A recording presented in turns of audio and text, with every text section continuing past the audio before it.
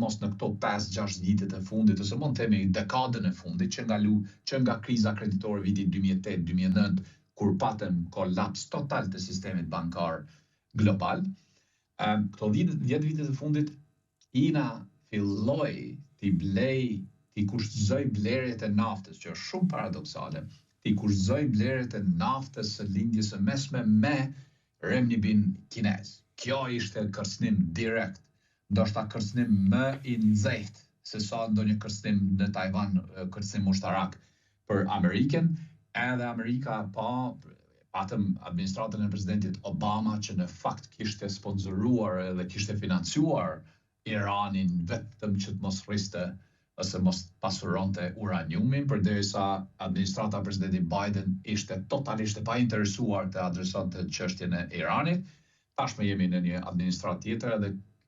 presidenti Trump po mundohet të adresoj këtë çështje. Çështja ekzistenciale për dollarin, Mario, mund ta flasim ne sepse dollari ka 2 fytyra, i ka 2 objektiva, mund ta flasim pak më vonë, por çështja ekzistenciale për Amerikën është mbizotrimi i dollarit tek nafta, sepse Mario fundit nafta është komponenti që përbën 7-6 deri në 7% e gjithë brutoproduktit global.